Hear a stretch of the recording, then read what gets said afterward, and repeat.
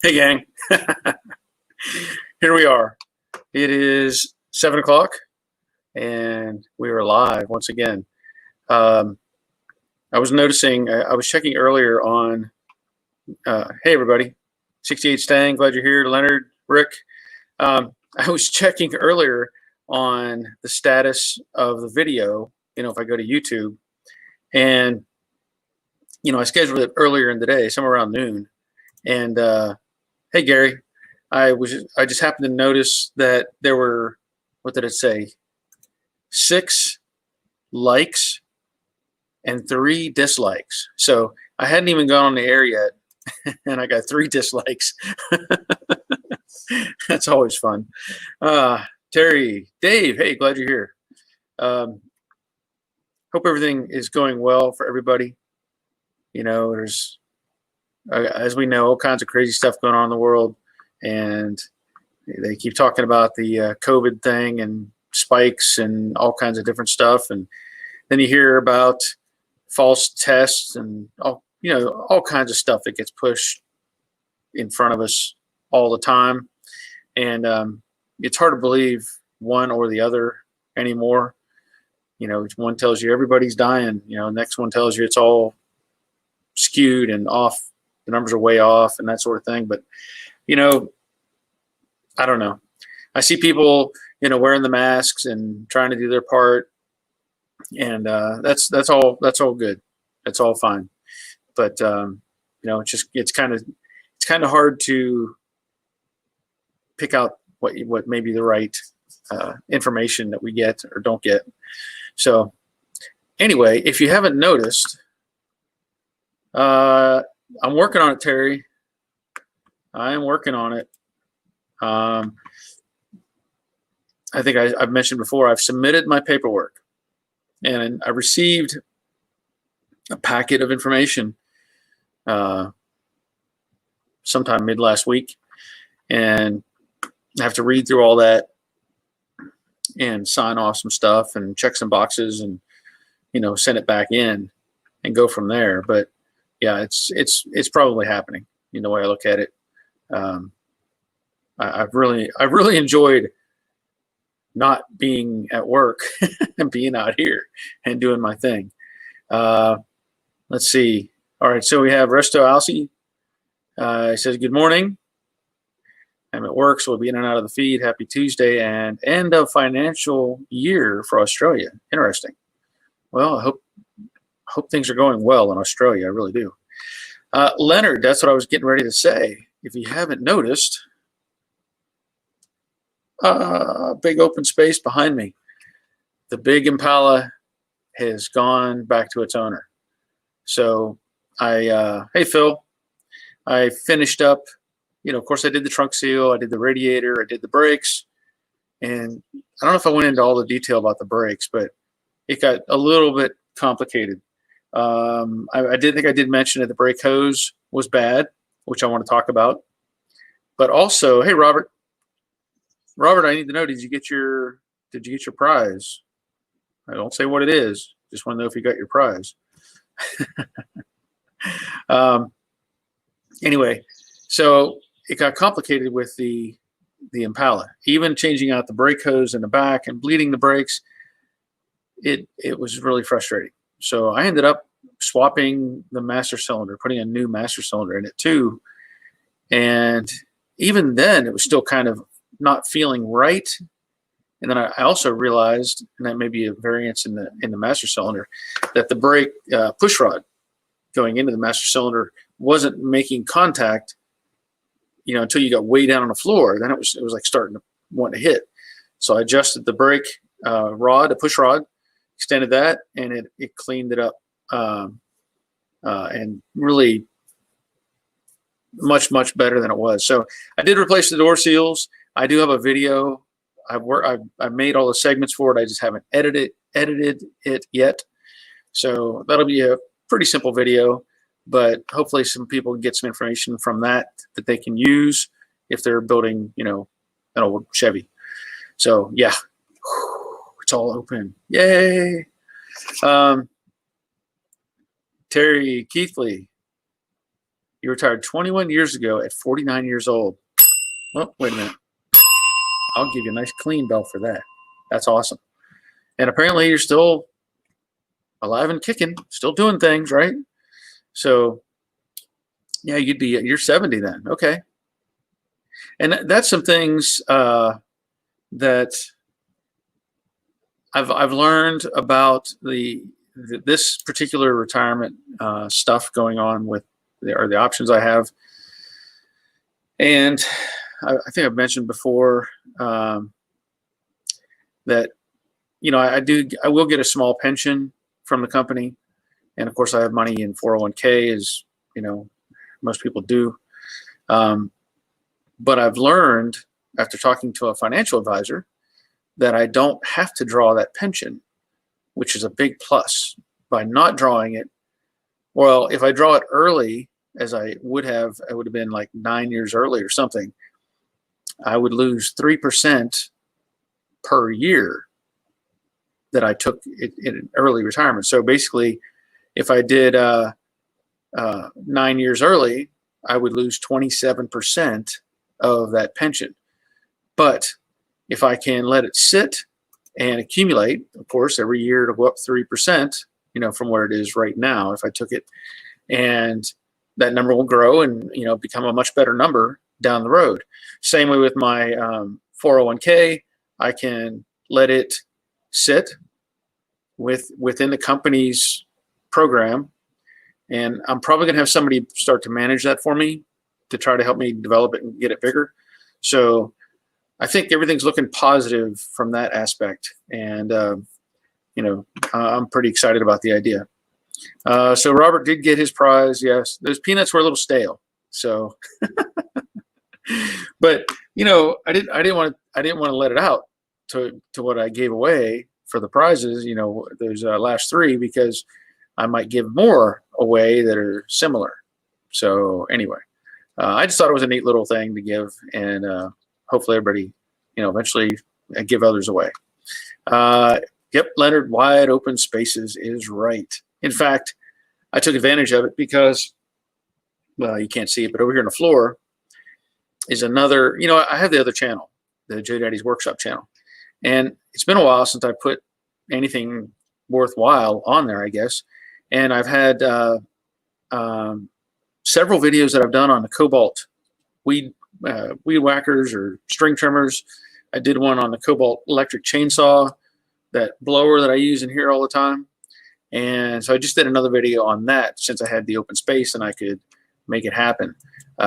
It was a combo weed eater / blower kit. You get 2 in 1 package. And I bought those because we need to use them over at our camper. You know, the landowner, he does the mowing and stuff like that, but some weed eating, but he doesn't get everywhere where I would want to get. So I just said, why not? I'll get my own, and then I can blow off the deck and all that stuff. So that video was just put up today. If you're interested, you can go check it out on Joe Daddy's Workshop and see what you think. Let's see. Let me get caught up on some of these. Yeah, Terry, you're still barking and farting. Okay. Jim finally made a live chat. I'll give you a bell for making a live chat. Joseph, whole family is here today watching you on the living room TV. Hi, Dillman family. Hope all is well. What are you eating? Are you got something good to eat tonight to watch? Sit down and watch like like watching your little TV show. Some lunatic talking to you on the TV. We got Harvey, Red Cat Garage, and you know, I think, and correct me if I'm wrong, I know Harvey's been posting a lot of pictures on Instagram, and if you haven't seen those, it's pretty cool what he's doing. He has he's building that '68 Mustang. He did one of the Viewers Projects cars, and he's building or rebuilding that '68 Mustang, and he's painting it green, but he's doing it like one panel at a time. I like it. I like the concept. It's looking good for what he's doing. And if you haven't seen him on Instagram, go check it out. Now, Harvey, I don't know if you posted any videos or not. You'd have to let me know, but if you have, we'll let people know. And then we have Wally of the North. Wally, I hope you are having some good progress on the convertible. I know the last video was great, and you said before any video at this point was going to be kind of slow, but I know people are going to be anticipating an update on that car at some point. So looking forward to that myself. I can't wait to see what you do with it. And we have, now this looks like a new name. Princessa Candy? Princessa Candy. Well, blessings to you as well. Let's see, Bob. Retirement schedule is going to be what you make it, and it's nice not having that alarm kick starting the day. You are absolutely right. Robert, outer wheelhouse patched up. The new quarter is close to being welded in. Fits surprisingly well. Get a belt for that too. Yeah, Jack. I'm not mentioning anything about the prize, but yeah. Just in case, I wanted to keep it kind of on the down low as to the prize giveaways, because I might be giving more away later and don't want anybody to figure it out. I have my Evercoat coffee cup tonight.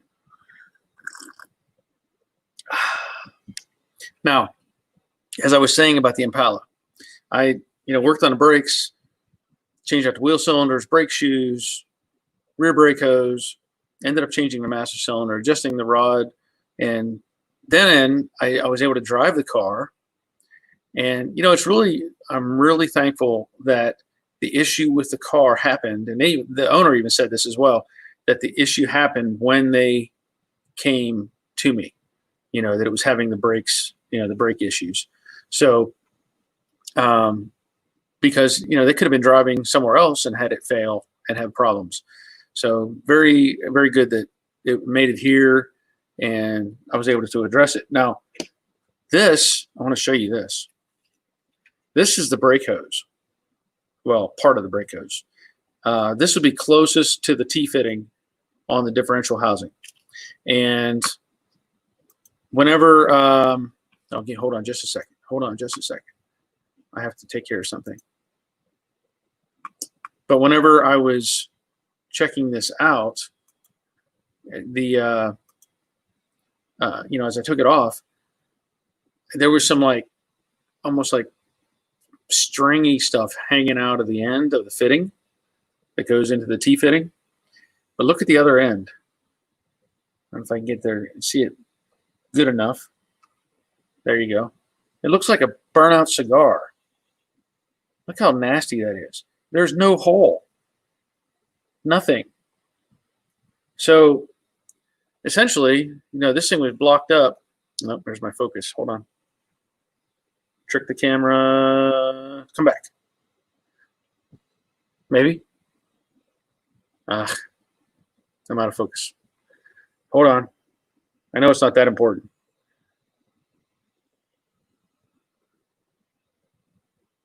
Anyway, let me try this. I'll walk over here, get away from it, let it refocus on stuff. That worked. Okay. So let me get caught up on some of these before I get too far along. We have Jeremy, rebuilding 65 convertible 289 auto. I need a complete new steering assembly, steering wheel out to tires. Any recommendation on which one? I'd like power steering. Well, there's options available. You can do a conversion and put in a power steering box. I have not done a conversion on a 65, so I can't point to one particular brand or name. I know Wilkerson makes kits. That's what I put in the 68 Jade Mustang, the coupe.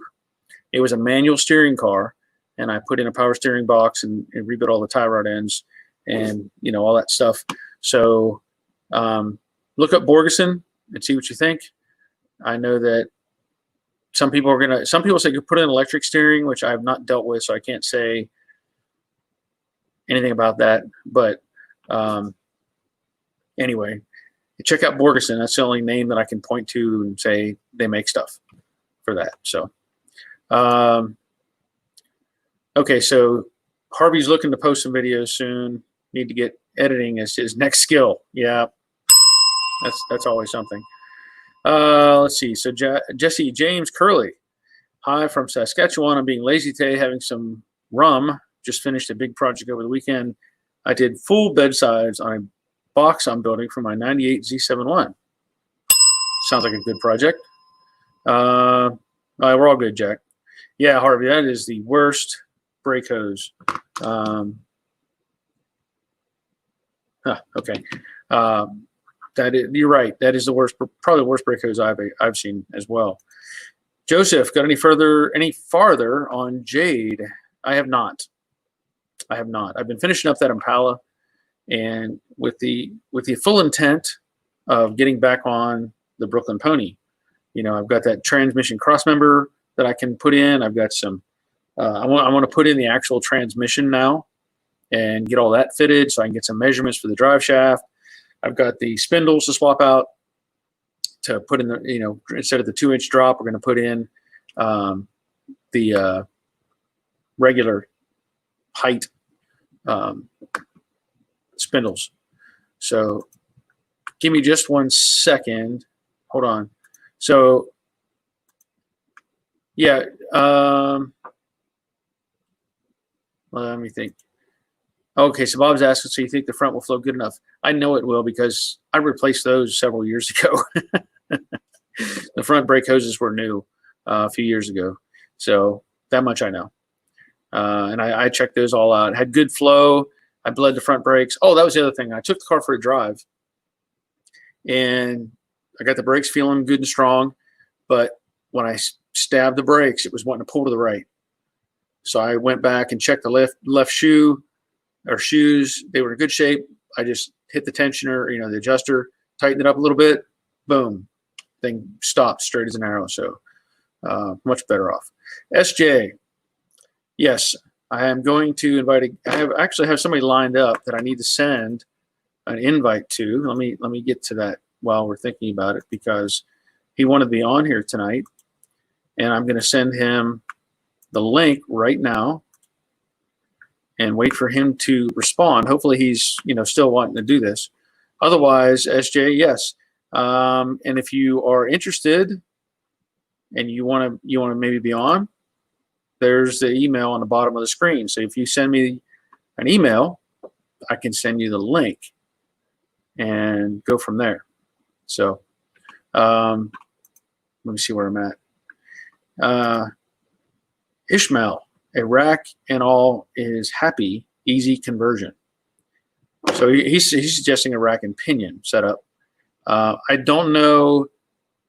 It's not a hard conversion, depending on if you're doing the full front cross member and all that extra stuff. You know, if you want to leave the stock suspension, I don't know that a rack and pinion setup will work, because it's, you know, it's a whole different animal. You got to have mount points and all that sort of thing. So it's a good suggestion, but it's a little. You know, I don't know specifically if they make one for the 65 that you can put in without adding extra cross bracing. So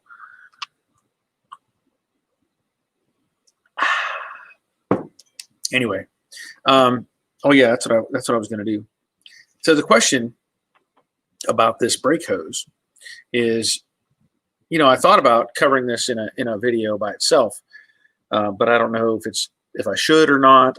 You know, I could take this piece of safety wire and I can get in that far, just to the end of that fitting, and that's it. So this is terrible. And maybe I should do like a maintenance type video and let people know if they're having issues to check these brake lines, because it could easily be a problem for anybody. Okay, so you're sticking. Okay, Jeremy said he's sticking with the original suspension. So, yeah, you're going to want to do a simple Wilkerson style conversion. it's going to be a bolt in more than anything. So, okay. So we have a guest tonight already lined up, and he's going to share some information with us, I'm sure. And I'm going to let him introduce himself. And it's kind of interesting whenever we'll start talking here, and I'm going to add him right now. There he is. Can you hear me? I can't hear you yet. Hold on. Oh, wait. There you go. Try it now. Can you hear me now? Yep, I can. So if you want to, let people know who you are. Yeah, my name's Kevin. I live down here in Texas, just north of Houston. Okay, I've got a secondary. You have something else playing in the background? Just north of Houston. Yeah, and I'm hearing something. I ran across Barry and found out that Jack's 66 GT. Hold on a second. Does everybody hear that secondary sound? Okay, I think it's coming from you, Kevin. Do you hear that secondary sound? Do you have the mic or the volume turned up loud for me? I can hear the secondary sound. Yeah, hold on. Let me mute you for a second. Yeah, I mute your mic, and it went away. For a second. I mute you, and you come back. It comes back. Okay. Oh, there you are. And it went away. Trying it again. Okay. There you are. Yeah. Trying it again. I don't know what to do about that. What do you have? Do you have a microphone set up somewhere? Let me look. I don't know what to do about that. Do you have a microphone set up somewhere? Let me look. Oh, do you have it on YouTube right now? Yeah. Okay, mute YouTube. Okay. Oh, do you have it on YouTube right now? Yes. Yeah. Okay, mute YouTube. Okay. Still doing it. Okay. Oh. Is that better? Yes.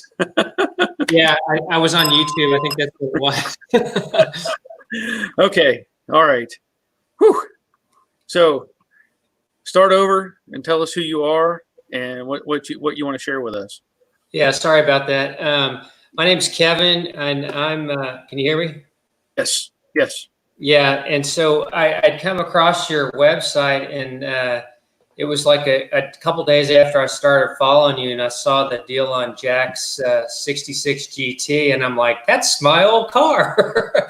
Cool. So yeah, I contacted Jack and talked to him about it, and unfortunately, I deleted the file, and I only had one picture left from when I had purchased it from him and got it to him. But yeah, that was neat to see, and I'm glad he's got it and going to do something with it. I had it for 10 years, and I've got too many other projects going on right now. I'm building a 66 fastback and a 67 fastback right now. So been busy with those. Well, that's cool. I mean, it's neat that you stumble across your own car or a car you used to own. Yeah. And you get to see that it's got a life now. It's going to be, somebody's going to bring it back. Yeah, that's good to see. Yeah. Yeah. But you said you deleted all your files you had saved on it? Yeah, and it's one of those deals. It's like whenever you get rid of something, it's a week later that you need it, right? Yeah, exactly. So that's why I have all this junk in my garage. Yeah, yeah. So you're building a fastback, right? Yeah. And what's the story on it? I built my own rotisserie, and I've had them both on the rotisserie. They're both off, sitting on body carts now. One of them, the 67, the body work's done. The 66 is what I'm concentrating on right now, and that's going to be a Shelby tribute. And I'm about ready to. All new sheet metal's already been put on it, and I'm about to start doing the body work on it. Cool. Yeah, that's very cool. Yeah, those tribute cars are cool. I mean, you're not going to find, unlikely to find an original Shelby, regardless. But the tributes are cool. So, and then what's the other car again? It's a 67 fastback. Okay. And it's a resto mod. I've done I had a custom one-off 4-link suspension built for it, and it's going to be a high-end car with all the new modern technology, resto mod type. Now, is that just going to be like a show car? Or are you going to try to race it, or? It'll probably be more like a show car. Yeah. Yeah. Well, that's okay too. Yeah. You know, you see some cars that people build specifically to go out and just thrash, you know. Yeah, it would be nice to do that a couple times, get it out on the track and have some fun with it. Sure. But yeah, I just love the old Mustangs. So anyway. So obviously you've had at least 3 Mustangs, but I'm assuming you probably had more than that over the time. Yeah, actually, I had I think 15 of them at one time, and the one that Jack got, that was a guy bought I think 6 or 7 of them from me a few years back, and that was the last one he bought from me. I held it for him because he wanted that, and I don't know if he was buying those to resell them. It looks like that might have been what he was doing, Right. Because he would come pick them up. He'd send a transport company to come pick 1 or 2 up at a time, and they would go to different parts of the country. So I guess he was a broker or something. I don't know. Yeah, more than likely he was, tracking them down and finding buyers and, doing the legwork to sell them. Yeah. Which, that's okay too. It takes it. If you got your money and we're happy, and he got his money, and nothing wrong with that. Yeah, yeah, yeah. But it's funny to look at your videos now, and because everything that you fight with on the panels and fitment, I dealt with every bit of that. Yeah. But you've got some great advice, and I mean, you could be a teacher. I mean, you got some really good advice and lots of tips and tricks. Yeah. Well, I feel like that's what I've sort of become is a teacher for this stuff. And it's, I've said it before, I'm not specifically a Mustang guy. I'm a car guy, I'll work on just about anything, but it seems like the Mustangs have become more prevalent with what I'm working on, and that's fine. I get offers all the time from people wanting me to work on their car, on a Mustang, and wanting to send me cars from different states, and and so I'll keep working on Mustangs, but I'll probably squeeze in some Camaro stuff, and if a Mopar happens to land right, I may do a Mopar. So I'm just a car person. I just like cars. But yeah, my first car that I ever bought back in 1980 when I was 16 was a 67 Camaro convertible, and I still have that to this day. Wow. And it's been sitting in a garage for a friend of mine's garage for 15 years, and I haven't seen it. And that's after I get these 2 Mustangs done, I'm going to go through and redo that one as well. Yeah. I mean, I love the old cars. Yeah, the 60s. Sure. Cars. Well, and I've said before, I grew up at a junkyard. My dad had cars from the 30s, 40s, 50s, 60s, 70s. And I mean, I'm 53. So I was born in 67. And I grew up literally with these cars in my yard, in my backyard, driving these cars around the junkyard, taking them apart, putting them together. So, I guess I developed, I don't know what the term would be, but a natural feeling or understanding of these cars. And I also understand that most people will never have that. That's not something they would experience.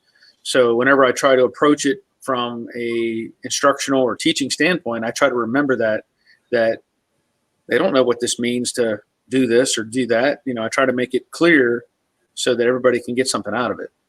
Yeah. But so beyond that, do you have, you said you have a 67 convertible and then 2 Mustangs. Is there anything else in the background, or is that just it right now? Yeah, I've got a 69 mock, R code mock, that I've got the complete drivetrain. That the body's a basket case on it. It's all rusted out. It needs all new panels. The frame's solid, but and that's one that I'll probably end up getting rid of because I don't think I'm going to have time to do that one. Well, if you want to give it to me, I'll take it off your hands. I'll take any 69 right now.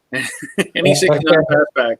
If somebody wants to donate it, I'd be happy to take it off their hands. I'll build it. All I need is some door hinges and a serial number. There you go.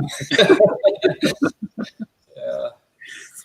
Well, that's cool. I'm glad you were able to get with Jack, and it's a shame you can't recover any of that information that was deleted. I don't know if there's, sometimes you delete something and it used to be that you had to like delete it twice, you know what I mean, in the old computers.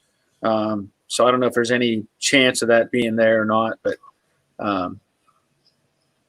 if not, that's how it goes. Yeah, and the other thing I thought about was contacting the guy that I sold it to, and he may still have some of those pictures. If that's something Jack wants me to investigate, I can definitely look into that. So I know Jack is listening right now. He's on the chat. So if he wants to respond to that, we can find out. Yeah, or I could even send him. The guy's name was Chris, and I think I still have his email address. I could forward that to Jack, and if that's something he wants to look into. He may. It's nice to have some sort of a trail that shows the life of the car, and it sounds like this car has been around the country. Yeah, in some respects, because you said you had it in Texas. Right. Yeah, and I bought it from. I got it from Pennsylvania. The guy, it was a barn find that he pulled it out and put a new tank in it and got it running, and then I bought it on eBay and had it shipped down here sight unseen, and then it just kind of sat here. Huh. So, and you said you had it 10 years, and then I don't know how long the other gentleman had it that you sold it to, or if he just sold it, through him to Jack. I don't know the full sequence there, but you said you had it at your place for 10 years. So yeah, and then it went because I think he said it went to Jack got it from Tennessee, I think. Yeah, and like I said, he had sent it. He'd bought so many cars and sent them to different places. I can't remember where that went to, but that sounds like it might have. That sounds familiar. That it probably went to Tennessee. Because I know there was some talk of saying it went to Georgia, to Tennessee, and now back to New Jersey. I think is kind of the sequence. I think, but I don't know for sure. Yeah. Yeah, it's something like that, but I don't recall, like I said, where it went. Yeah, because Dave was asking, did you have the car as it is right now, or did you drive it at all? I never drove it. I drove it. I had a enclosed trailer, and I drove it into the enclosed trailer, and it sat in there for 9 years, and just to store it. And then I got rid of the trailer, and then it sat outside, and I'm like, I just need to get rid of this thing or it's going to deteriorate some more. So, yeah. That's unfortunately that's, letting him sit. Right where I live right now within, okay. So Jack is saying, if you could, that would be awesome. So any information you can send to Jack. And then he said I could do that too. I'm not sure what he's responding to there directly, but it sounds like he would like some more information. Whatever you have. Okay. That would be great. But what I was saying was within literally probably a mile of where I live, there is a 65 coupe that is, it's probably not even 500 feet from me, that has been sitting in these people's driveway 20 years, and all the tires are flat. It's got pine needles and leaves all over it. The paint's coming off. And I think I stopped one time to ask them about it, and they said, "Oh no, we're going to fix that up one day." As you know, that how that goes. And then also there was right up, from that one is like a 71 coupe that it's yellow, and it's got at least 2 flat tires on it, just sitting there. And then another one, there's another 71 or 72 coupe just down. Now those aren't as popular, obviously, but just down the road, and it's just sitting there, you know. And then actually, there's a fourth one. There's like a 72 Mach 1 that's sitting behind a house, just sinking into the ground, you know. So these cars are still out there, and you know, I just hate to see them sit like that. You know, it doesn't do them any good at all. Yeah. But, yeah, I think we all have good intentions, and life takes its toll and gets in the way, and we end up. I mean, you'll talk to a guy, you know, that you talked to 10 years ago, and he's like, "No, I don't want to sell it." And then 10 years later, he'll call you and say, "Yeah, I'm ready to get rid of it. I'm not going to do anything with it." Yeah, the bumpers fell off. Do you want it now? Yeah. Well, that's, you know, the situation I've had over the course of driving cars since I was 16. So you're looking at 40 some years, whatever. I've lost count as to how many vehicles I've owned, but I know it's over 200 individual vehicles that I've owned and driven and bought and sold, and, you know, well over 200 vehicles. And the two that I got rid of the last couple of years, my 55 Chevy that I had, which I have a video on YouTube about that, it was a rat rod, but I just sat in my garage. It was inside, but I didn't drive it. I was like, I get so much satisfaction out of building a car that once it's done, I'm like, okay, push it aside. I need something else to build. So I got rid of the 55 Chevy, and then I had a 68 Buick Riviera that was a California car that was two-door hardtop, I mean, in fantastic condition. And it got shuffled in and out of the garage, sat outside with a cover on it. And I just said, you know what? I'm selling it. So I sold it. I mean, I couldn't justify letting it sit with potentially failure and rotting away. So anyway, I don't know how long you want to stay on the chat. It's up to you. Yeah, I'm actually going to have to go to dinner now, but it was great contacting you, and Sure. I'll definitely keep in touch with y'all, and I enjoy your videos very much. Well, I'm glad you enjoy them, and there will be more, I promise. Okay. All right. All right, y'all take care. Thank you. Okay, we'll see you.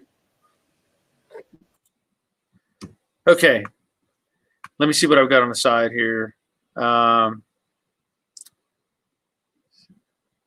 Okay, there's a conversation about Boondocker. Jose is asking, anyone have a F100 for sale? And that I don't have an answer to. Yeah, let's see. So Boondocker evening. Okay, so that's show truck. Boondocker, I've been involved with the ISCA indoor show circuit. I also have been involved in the judging aspect, which is why I appreciate Barry's attention to detail. Well, thank you, Boondocker. Appreciate that. Let's see.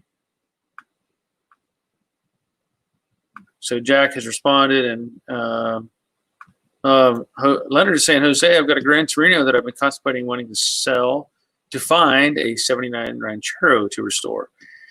I don't know that he wants a Gran Torino. Sounds like he wants an F100, but you never know. Never know, Leonard. Jeremy, I echo Kevin. Your videos are the best tutorials out there. I've learned that I have a lot to learn. Well, that's a great response. Thank you, Jeremy. Umdenstock. That sounds like a variation of some sort of German name. I don't know. Umdenstock. That's an interesting name. Mason, hey, Joe Dad's Garage. Do you ever get my email about sending me a old license plate? If not, I'll send you. Yeah, you have to send me another email, Mason. I get so many emails, and honestly, it is tough to keep up with all of the emails that I get routinely. And yeah, I mean, just so send me another email. We'll see if I can figure out something to do with a license plate. Boondocker, the building of the car is the art. I really never enjoyed the finished product as much as the journey. I agree with you on that 100%. I love building them, and after that, I'm kind of like, what's next? Okay, it looks like we have SJ or Scott. Wait, he was there for a second. He must have. He's fixing his. Okay, so we have Scott. I'm getting ready to put you on. All right. So now we have Scott. Hey, there you are. Let's see if I can hear him. I can't. Did you say something? I can't hear you. Can anybody hear Scott?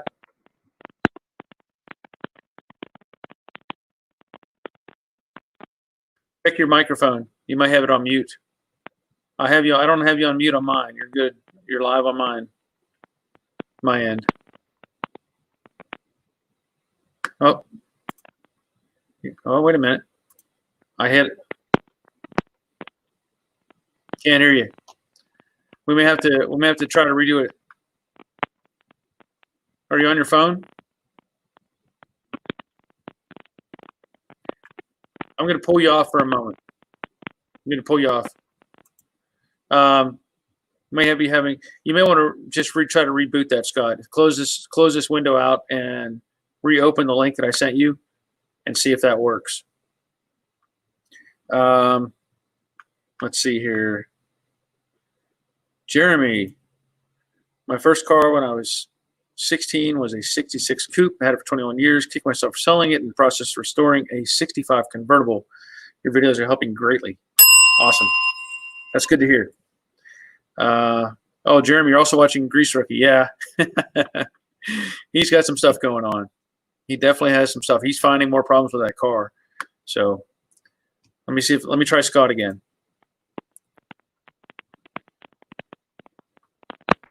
Try saying something, Scott. Oh. I have to let him. I don't know why I'm not hearing you. Are you hearing me okay, Scott?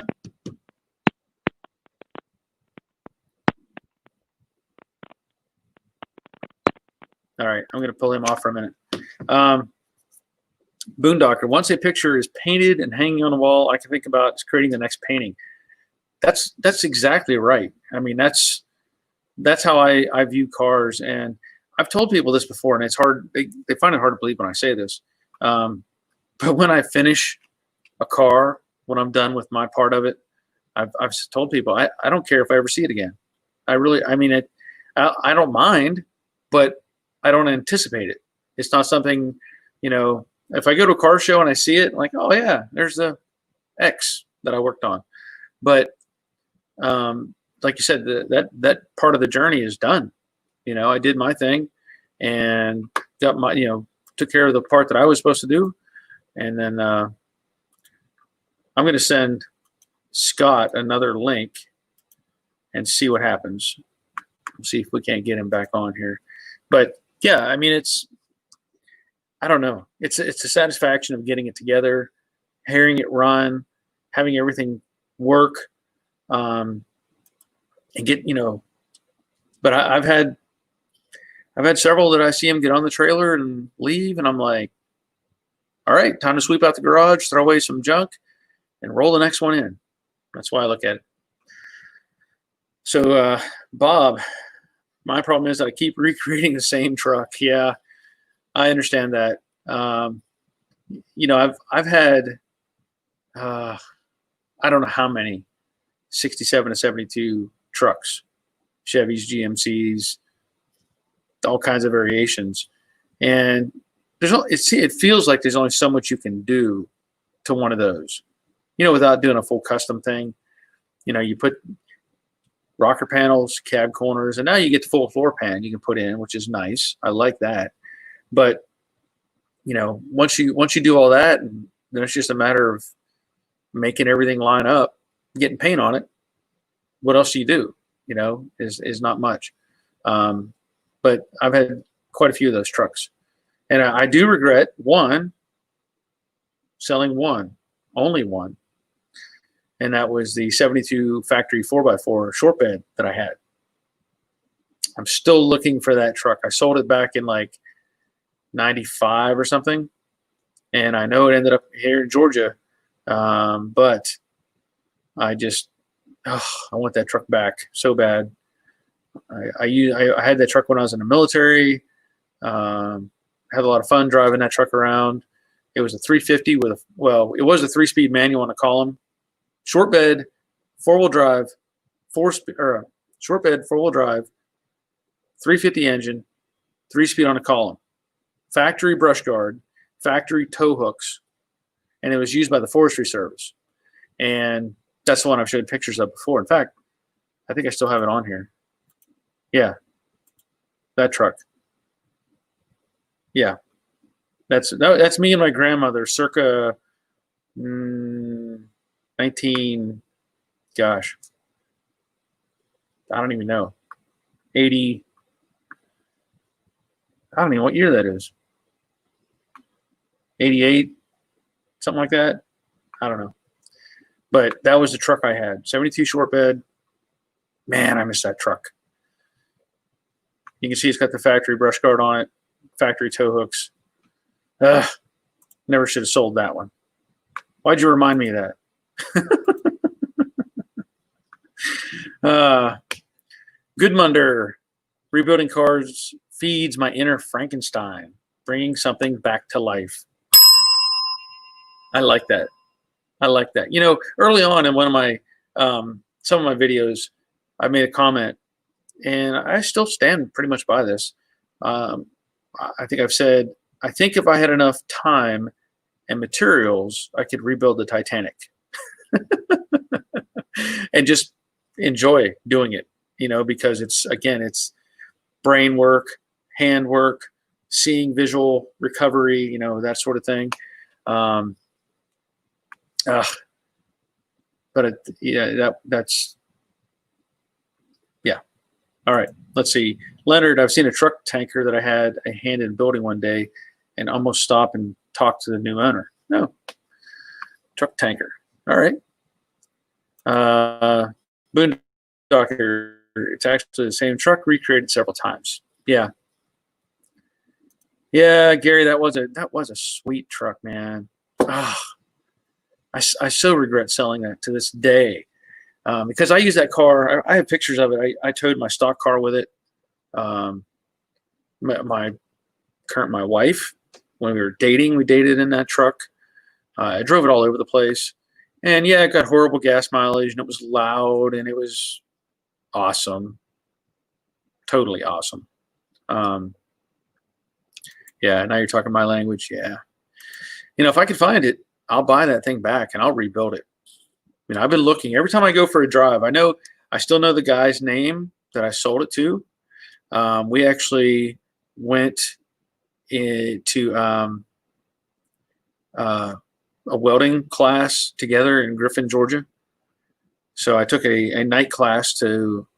I only took the class to get my GI Bill money when I was in the Army, because you only have 10 years from the time you get out till you run. You know, you lose that option.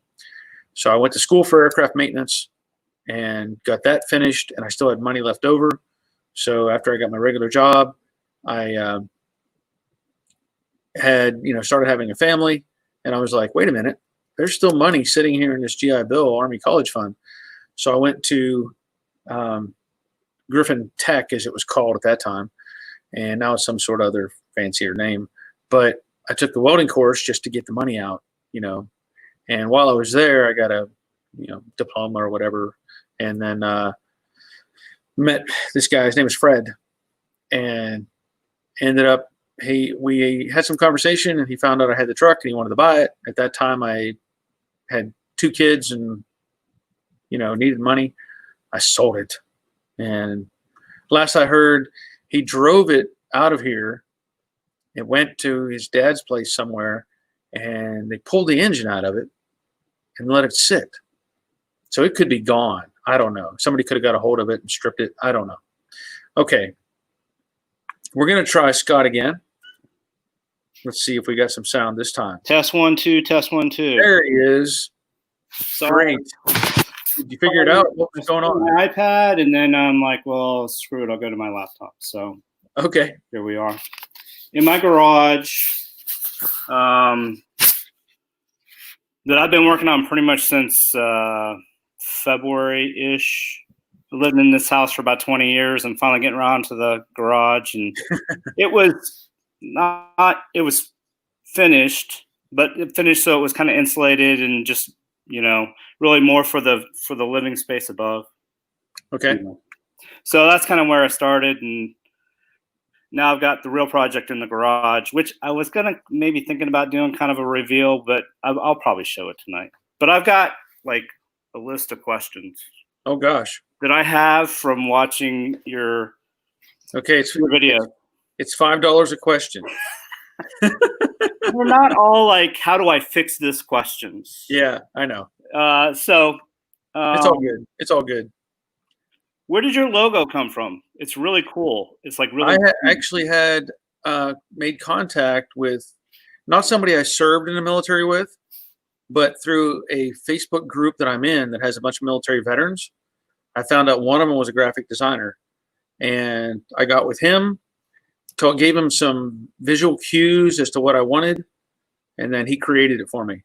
And so that's where that came from.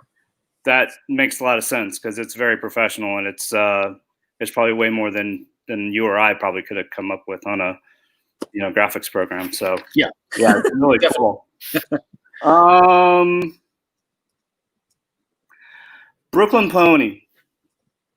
So I'm exhausted. If you like watch all that all the way through, yeah, exhausting. And the exhausting part for me is like, all right, so the quarter panel doesn't fit right. So now I got to figure that out. Where does the B pillar go? Okay, and I got to measure all that out. Where does the A pillar go? Now I got to measure all that out. So was there a Dynacorn shell, fully assembled shell available for that car?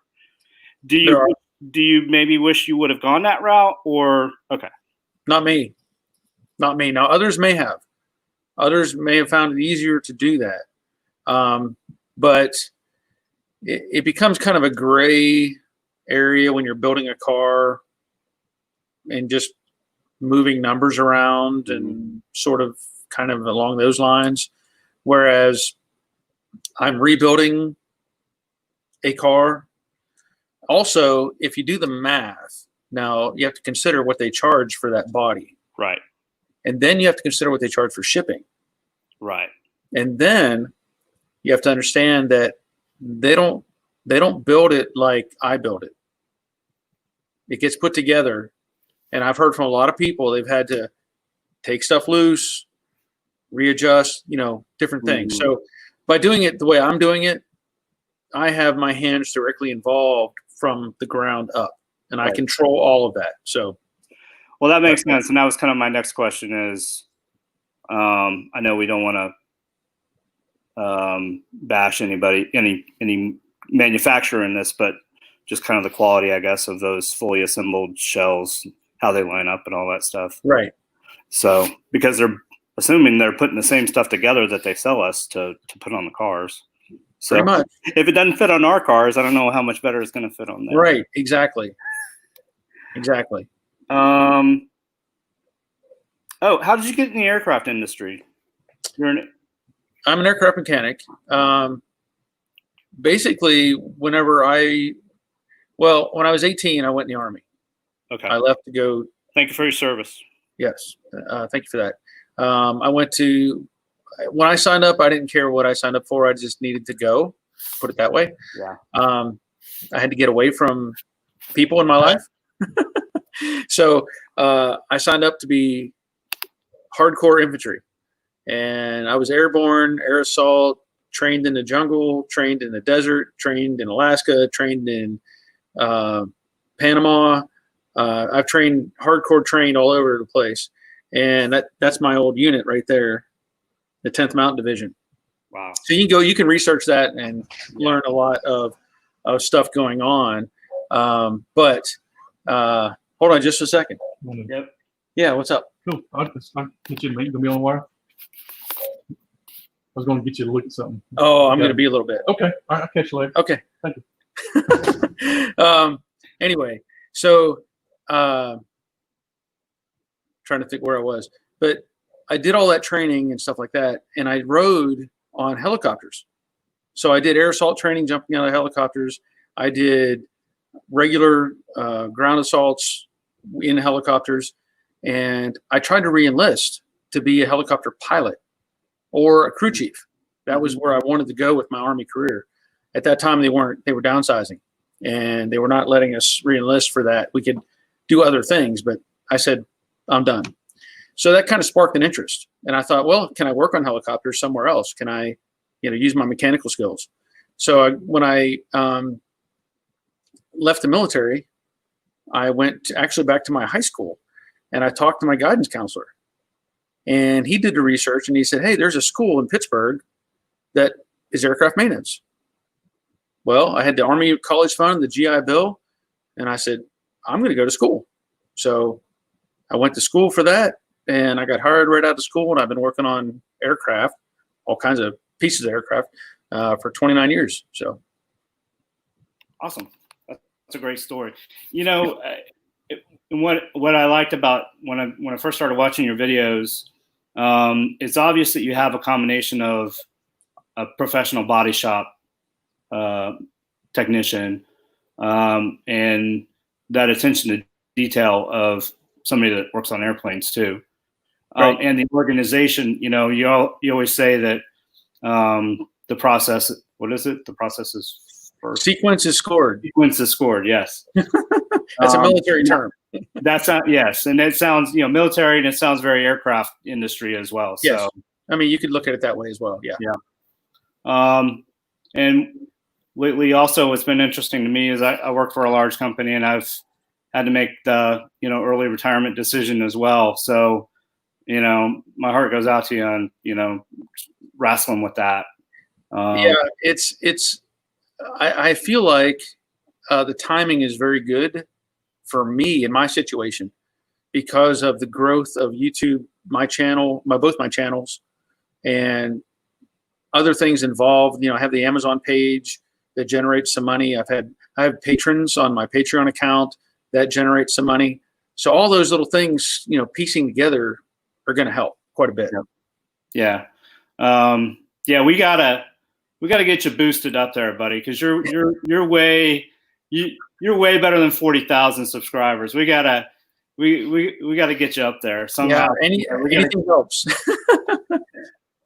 I don't know what I have to do, man. I don't know what I have to do. Well, there's I don't know if you've ever seen April Wilkerson. She does woodworking. Yes, I've seen her videos. She's got to be like a YouTube star or something too. But but I've been watching her for a couple of years, and it just seems like I hadn't seen her for a while, and then I went on, and I'm like, oh god, she's on like her third shop and all this other stuff. Yeah, so, yeah. But the stuff that you do, the detail that you provide, and the fixes that you provide are, what gives guys like me. I'm a mechanic by trade. Now I'm in an office now, and I've been in an office for 20 years. Yeah. But 10 years I was a mechanic. And so, the unhood is comfortable for me. But the body part is not. Yeah. So you've given me a lot of, I just bought my Harbor Freight welder. Can you see it? Oh yeah. So I'm going to get some wire. I got some gas, and I'm going to start burning some stuff. So good. But let's see if I don't want to take up all your whole night. Oh, do you still have Truckzilla? Frankentruck. I do. It's sitting right there. Right outside. I don't drive it a lot. But if I need to tow something, or if I need to haul, something heavy, I use it for all that stuff. But it's been running great. I still have some minor things I want to address. I still haven't finished the dash, putting it together.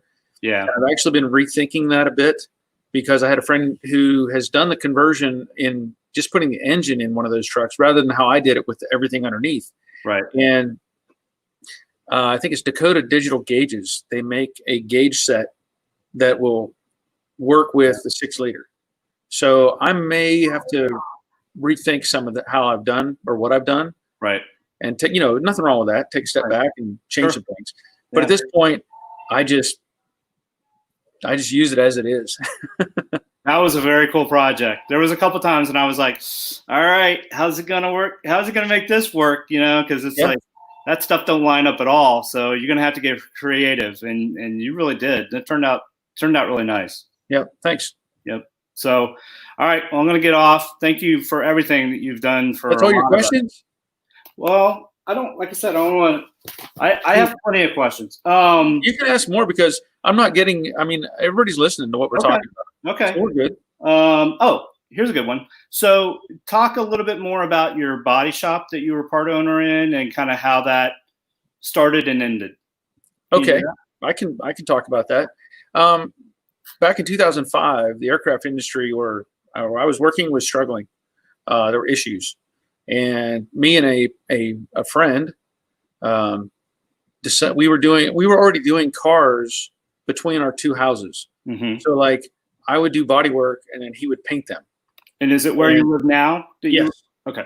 In the same, we were probably 20 miles apart from each other, but I would get a car in here and fix it up, the body, and weld it and fix it, whatever. And then he would paint it at his place, and then we'd, split the money or whatever.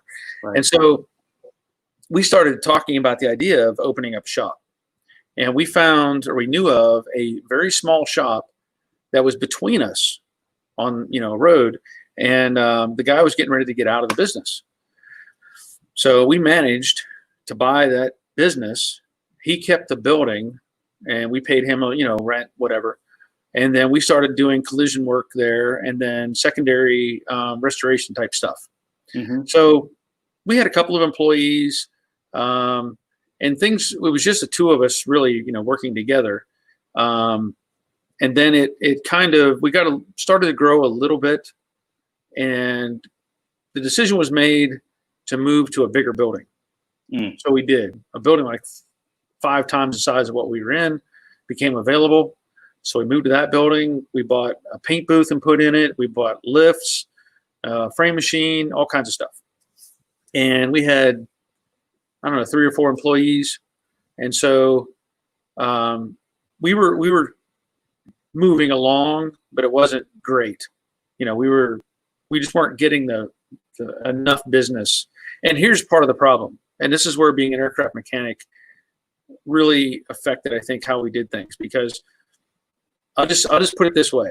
I'll try to be nice about it and say, if you're honest and own a body shop, you're going to go out of business. Yeah. I'm just going to put it that way. Yeah. And we were too honest. We were too legit. We would fix things that we didn't charge for, because we were trying to make it right, thinking aircraft mindset, and a lot of body shops will get a car in and they'll say, oh, there's all this extra stuff we found wrong to make more money. And we really didn't try doing that. We didn't feel right doing that. So anyway, this went on. We had the shop for about 7 years.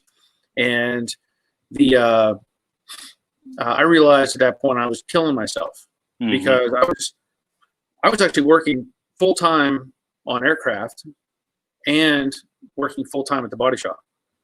So I was working Monday through Friday at the shop. Monday through Thursday, and then half a day Friday on day shift, and then I would go to midnight shift and work Friday, Saturday, Sunday at my aircraft job. And then Sunday I would come back in on Monday I would come back, and I was never stopping.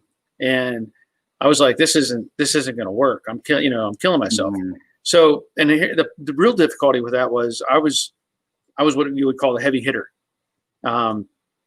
All of the collision pulls, I did. All of the cut and weld fit, I did. Body work, a lot of that, I did. Mechanical stuff, I did. So there was a lot of load on me to get this stuff done. Yeah. And I told my business partner at the time, I said, this isn't going to work. So basically we found a way, or I won't go into all the details because it really went ugly. Just put it that way. And so as it often does, and it's as it often does in something like that. Right. So he took over the business. I worked for him for a period of time. He brought in a new partner. It was a fiasco. It was just downhill, and I just quit. I left, and then the business failed, and bankruptcy's involved, and all that's in the past. So I try not to dwell on it. There were some dirty tricks pulled that cost me some money down the road, but that's how it is, and that's why I'm not there anymore. So lots of pressure is gone because of that, leaving that place. So it was mostly a repair shop. Did you do much like custom work or anything like that, or was it just pretty much a retail? It was probably 75% collision work and then 25% restoration. Okay. So if you go back and look at some of the videos that I did back in 2010 or 11, 12, whatever, you'll see a 68 Mustang, you'll see a 65 Galaxy 500, you'll see a 55 Chevy truck, a 35 Dodge. If you haven't seen that, you really ought to watch that video. Watch those videos. Okay. That 35 Dodge truck was a nightmare. And when you see it, I wish I had more videos on it completed. Yeah. To me, you'd have to, really, I'm pretty proud of that truck because of what I started with and what rolled out the door when I was done. Mm-hmm. Because literally, like, the front fenders, they were cracked in half and all beat to death. And I restored those fenders. The louvers on the side of the hood, you really need to go check out that because one of the louvers was gone. It had cracked out. I handmade the louver. Wow. And you couldn't tell when I was finished. And you have to watch the video to see how I did it. But anyway, so there was a lot of that kind of stuff going on. But I left there. In fact, if you go back to the first, well, not the first, but the Jade videos is where I left the shop. And that's where I came here back into my home shop, and it was full of junk, and I had to clean all this stuff out of here. And then I started doing, I think it was the torque boxes on Jade. And so that's really where my timeline starts for me to really get serious inside this shop. So about what year was that? 2013, 14, somewhere around there. So anyway. All right, I'm going to show you my project. And it's got a story behind it, and I won't bore you guys too much. No, let's see what you got. So this is it's a 73 Mach 1. Yeah. Although none of the stripes and stuff are on it anymore because it got an Earl Scheib paint job. So this is a family car. Yeah. This is my wife's father's car. He bought this brand new. Oh, wow. In 1973. I'm trying to get a good shot of it. So, that's okay. You're good. He's passed away, and the car has been sitting for 25 years or whatever. It's got some issues, as you would expect. I don't know if I can get a shot of the trunk. Yep, I see it. You see the holes. You can see the floor. So I've been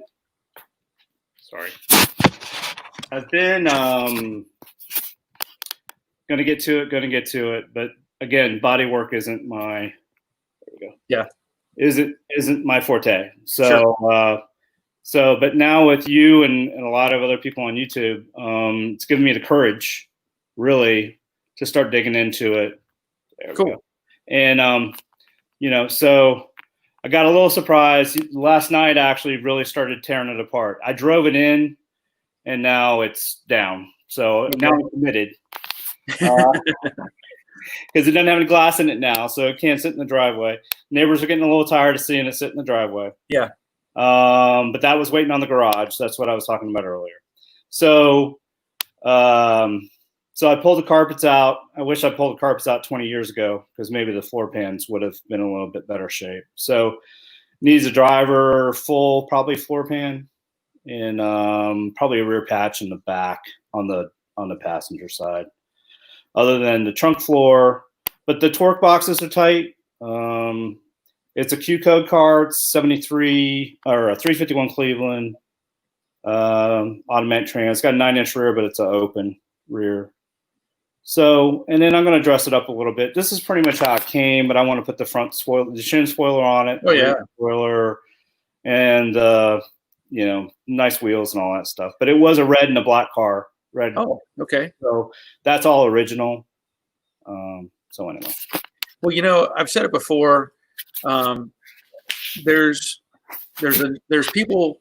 You probably like this car by default because it's a family. Well, okay, so no, I hated this car when I first started dating my wife. This car was sitting in her driveway. Yeah. And they weren't driving it. It still ran, but they weren't driving it. So it was sitting in her driveway when we first started dating, and I'm like, I'm not a Ford guy, and I'm not a Mustang guy. Yeah. And even if I was a Mustang guy, it wouldn't be that Mustang. We'll see. know? Yeah.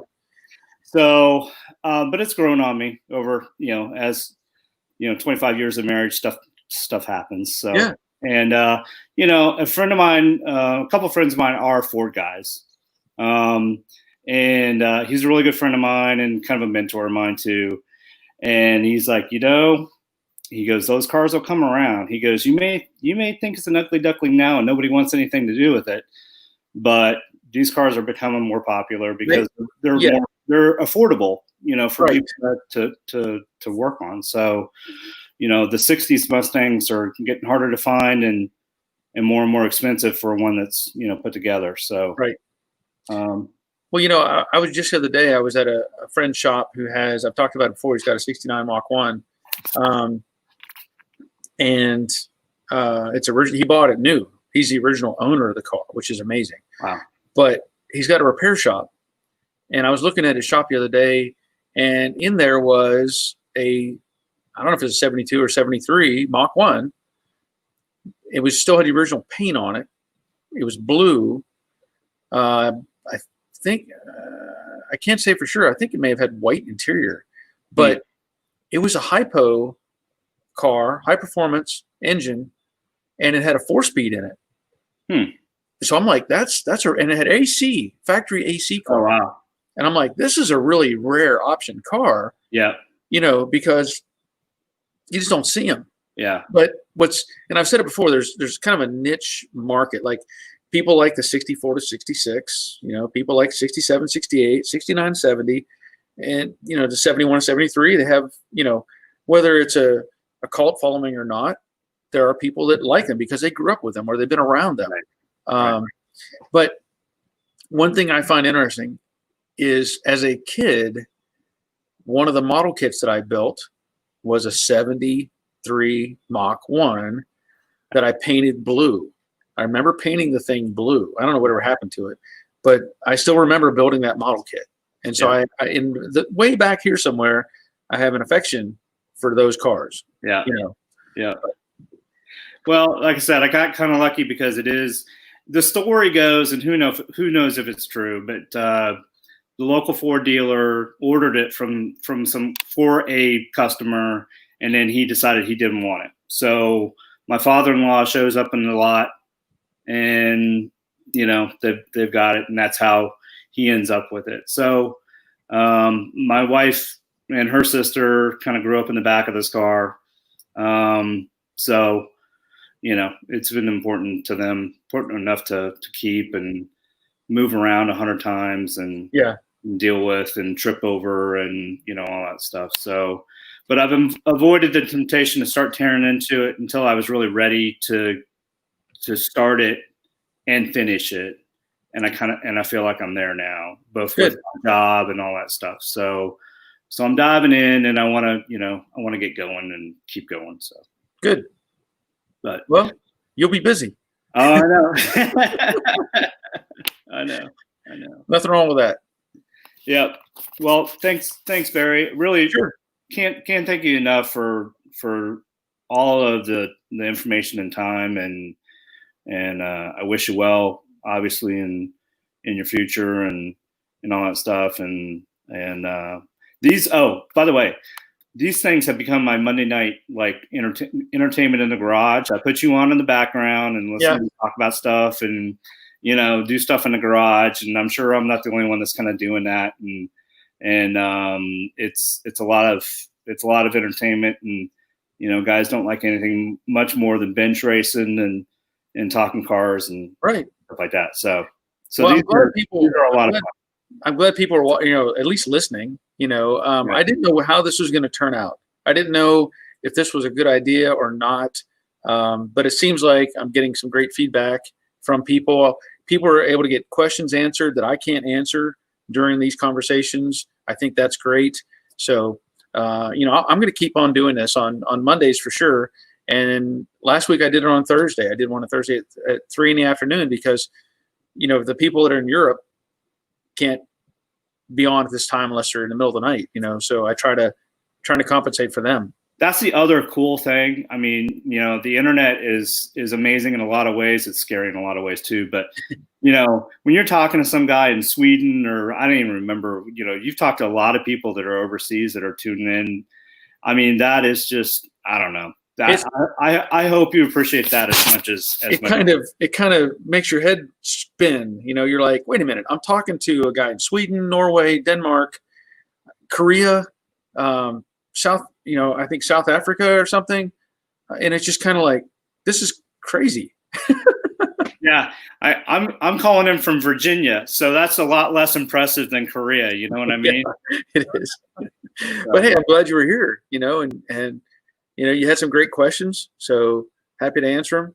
All right, well, I'll come up with some more maybe and tune in another couple of weeks and pester you again. That's fine. I'll be happy to answer.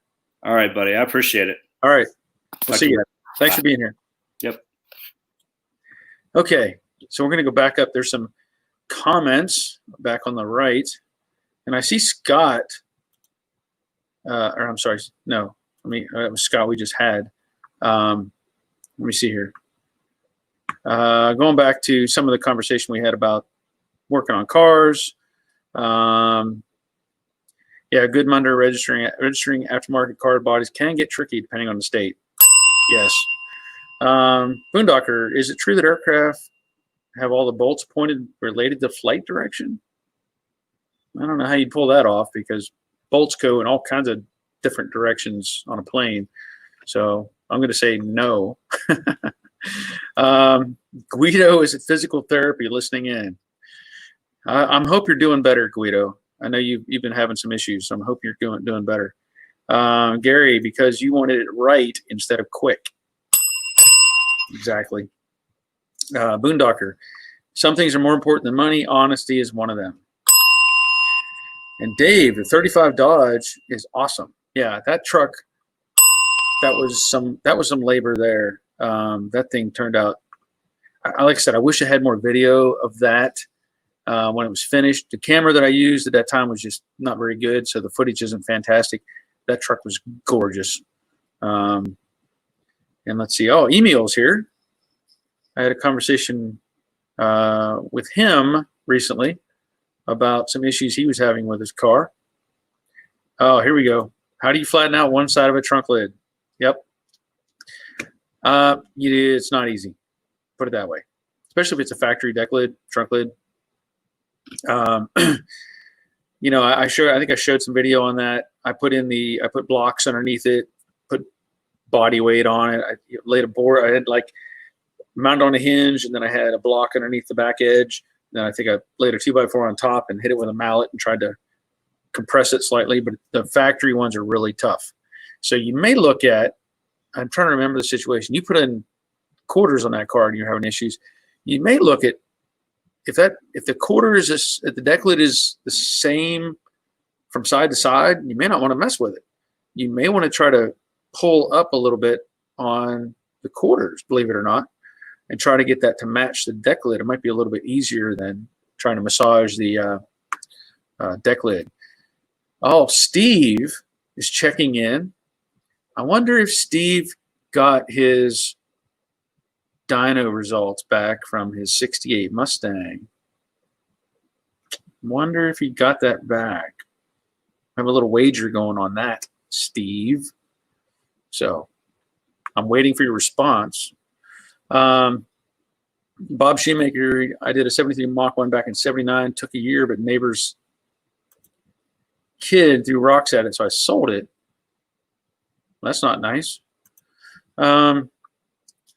Jeremy, again, Umdenstock. That's an interesting name. It really is. First time on this live chat. Now looking forward to Mondays. Great. Good. Wait a minute, Steve. No, aircraft bolts are safety wired. Well, it depends on which bolts. There's a lot of bolts. A lot of them are safety wired, correct. But there are some that are not safety wired. I'll say that. So, but yes, for the most part, safety wire is very important on aircraft engines and parts and whatever. Brian W., a little late getting here. Glad you're here. Let's see, Mark. Hello, Barry, and everyone. Hope you're having a blessed day all. Well, I hope so. Hope everybody is too. Let me see here. BK Woods. Paul. Glad you're here. Ichabod. Stator cases, heads of bolts, all face upper side of stator case. Okay. Yeah, I mean, there are certain things that do go a certain direction, correct, but they don't go in the line of flight. So, but yeah, stator cases, combustion cases, there's all kinds of stuff. So yeah. Let's see, Boondocker, the bolt thing. I heard somewhere that if the bolt is front to rear, the nut will always be on the aft rear side. Well, that's true. I mean, if it is a front to rear, but I can't say.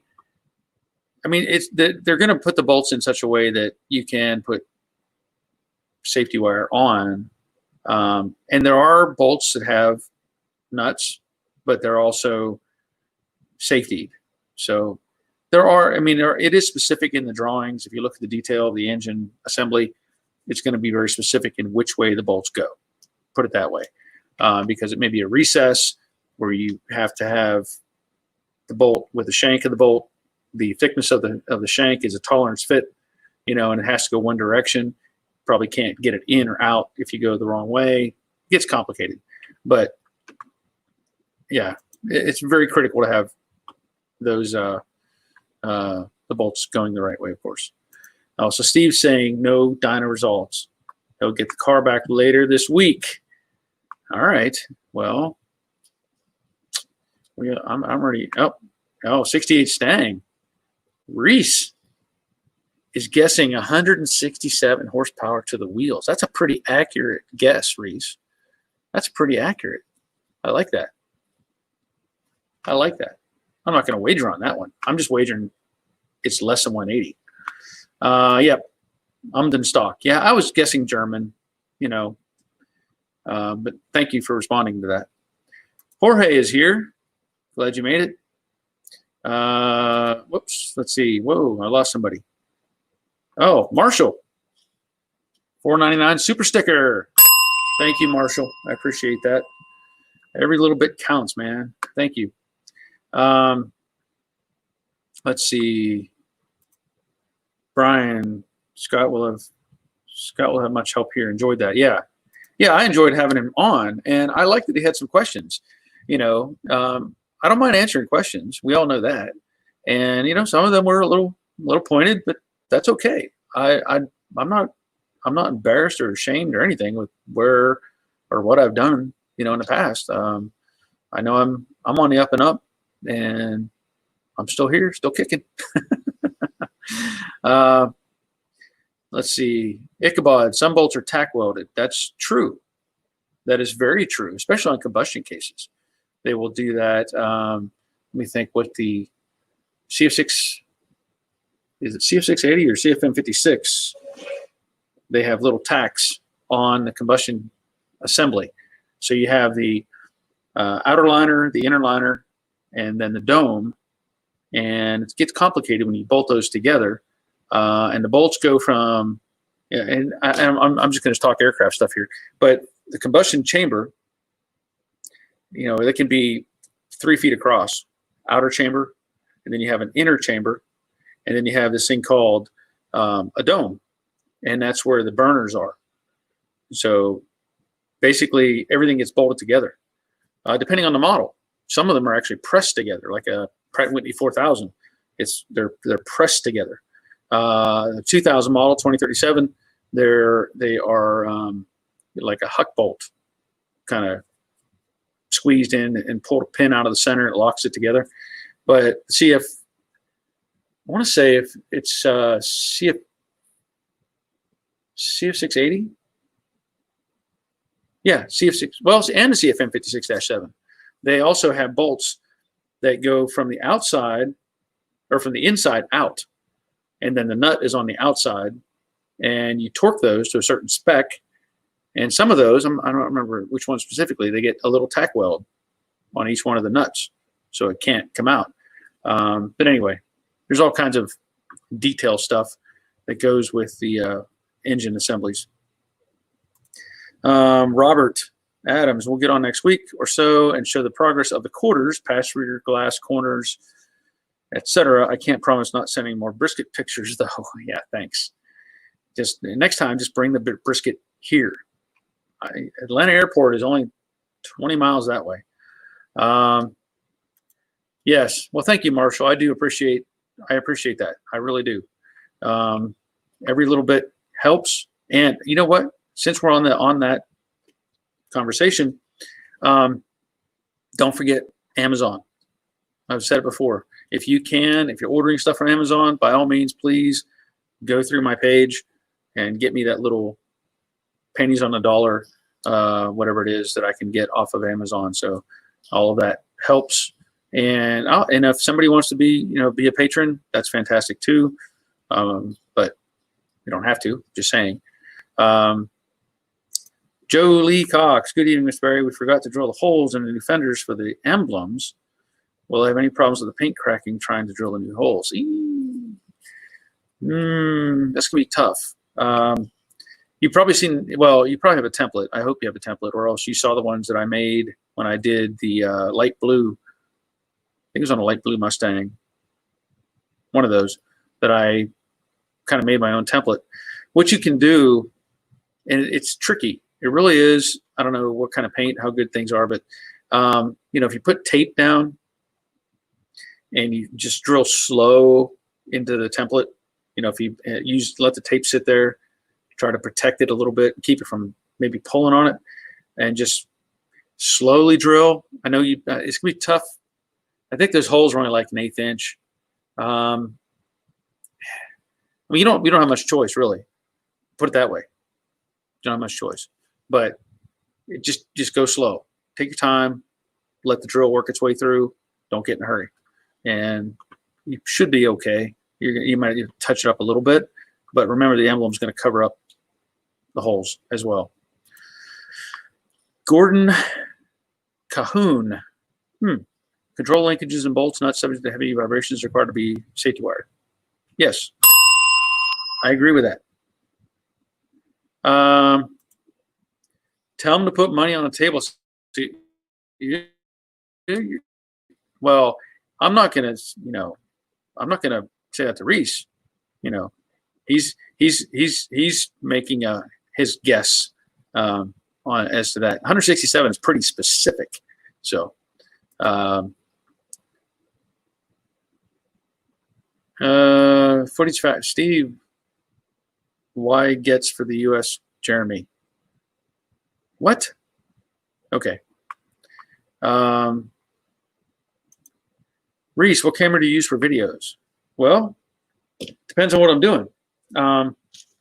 Sometimes I use my little GoPro Hero 7. Sometimes has an image stabilizer in it. The only difficulty is sometimes it's tough to transfer this into my editing software. So GoPro has their own little thing going on with that. Otherwise, I may also use for time-lapse stuff my Osmo, the little gimbal camera that I use. This is really great. If you ever see the little, time-lapse sequences where I film, that Osmo is what I use. And then the other one is my Canon It's up there. I'll grab it. Hold on. I've shown this before.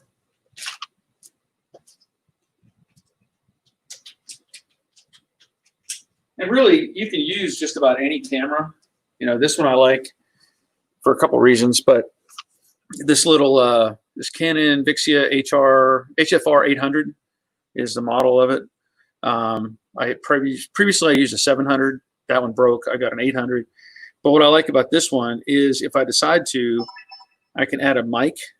It's got a mic jack on the side, so that if I want to have a lapel mic for something, I use my a wireless mic that I have, or you know what I mean. And so, anyway, this is the bulk of my filming. But you don't have to. You know, I'll point this out too. I've used this camera for a long time. Little Kodak, $90, $80, $90 camera that I got from Walmart. The trick to, I want to point out, because I was watching some of your video on the Porsche where you're working on it, and what you have to remember is use a camera that has some sort of built-in stabilizer. You know, your phone can work, but if you're doing something and you're doing this, it really makes it tough to watch. So just focus on, you know, if you can, be as steady as possible.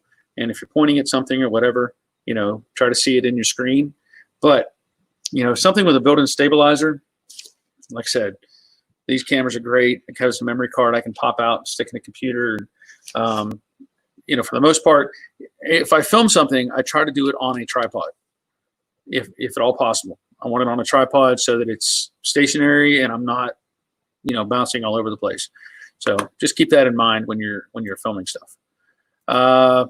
Steve, I was a crew chief hydromechanic on C5, so every bolt and nut I worked with was safety wired. It's the worst if you wire them backward to get called out. Well, yeah, you should get called out for that.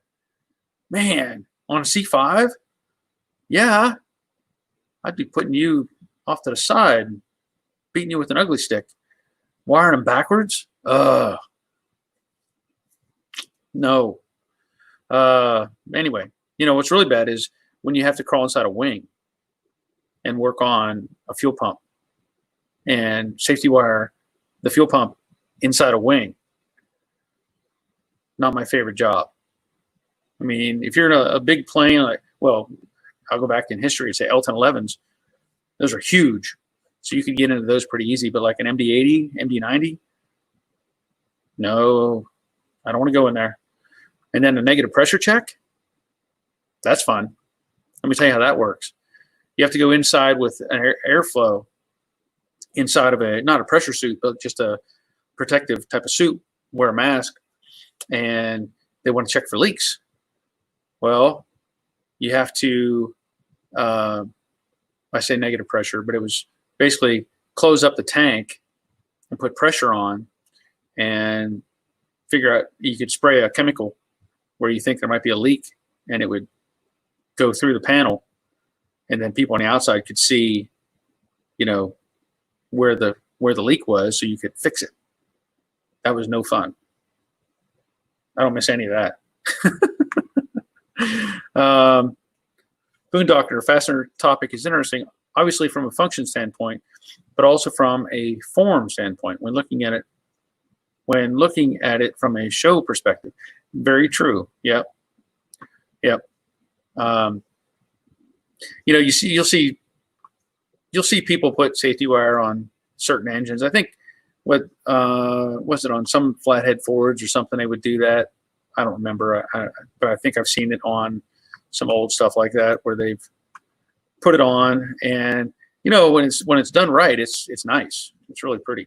Looks cool seeing all the twists right, because you have to twist it a certain amount of times. You can't just make it too tight because then it'll snap. You'll break the safety wire and then it's ineffective. So it's kind of a little bit of an art form. Yeah. Reese, he can't gamble. He's only 14. Steve. Yeah, righty-tighty is the opposite when upside down. Is it? Righty-tighty is always the same.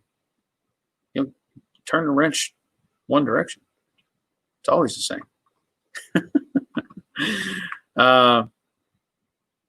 Yeah, Robert Adams. Pro Seal is nasty stuff to work with, but works really well. Yeah. What was it? PR 35. I think is what we used. PR 35. I think is what the kit was, and it was kind of like working with what's the stuff the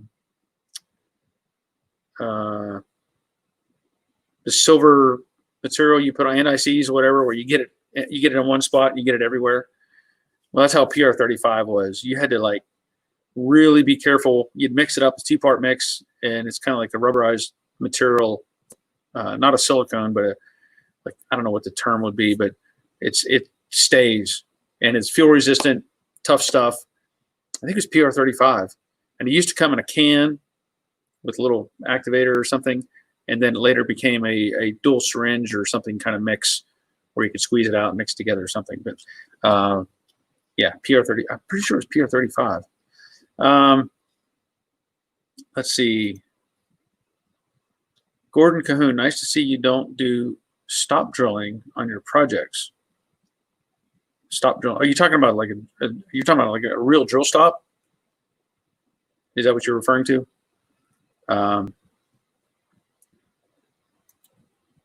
We used a kit called B and a half. Had to mix it. Nasty. Yeah. Yeah. I mean, back in the early 90s and on up into, I don't even know how long they use it. PR 35 was the big thing. Pretty sure it's PR 35. Oh, okay. Oh, you're talking about, okay, I get you, Gordon. Yeah, stop drilling. Yeah. Yeah, you know, that's something that you don't think about it, but like even on the engine components, combustion chambers and different things like that, there are techniques where you have a crack, and it used to be you drill the end of the crack. You give it a stop point by drilling a hole, and then the crack couldn't go any further because it met a curve. And that was, you know, at some points that was a fix because that's just how it is. But yeah, I don't do that. Not on cars. Let's see. Mike 68 Cougar. Have you had a chance to check out any of the new geared turbofans yet? You know, I've looked at some of those. There are some at the maintenance facility, but I don't get my hands on that side of it. What stuff that I do is more independent parts, to where like I heat treat engine parts. That's what I did for years. Big vacuum furnaces. So I'm very familiar with that process, but I've not disassembled or reassembled any engines, but I know, you know, how they go together. I can look at a manual and understand it, but I just haven't done it. Boondocker just brings up stuff like cotter pins and such. More than one way to skin a cat. Yes. Yeah. You have nothing against cats, just a figure of speech. You know, they say there's more than one way to skin a cat, but why? I guess there is, but to what end is, you know, you still, what's the point? I'm not a cat guy. So even though we have 2 cats, not a cat fan. We only have these by default because when they were tiny kittens, some stellar person decided to dump 3 kittens on our street towards the end of the street, where our kids happened to find them, and one of them had already died, but we have the other 2. We had to save them, and in doing so, we've had cats for like 13 years now. Not a cat fan. I won't clean out the litter boxes. My wife does that. I'm not. No, I'll feed them. You know, I'll keep water in the bowl, whatever for them. But once they're gone, no cats. No more cats. All done with that. Jeremy, where does one go to get a Joe Daddy's Garage baseball cap? Well, at this point, you can get them through me.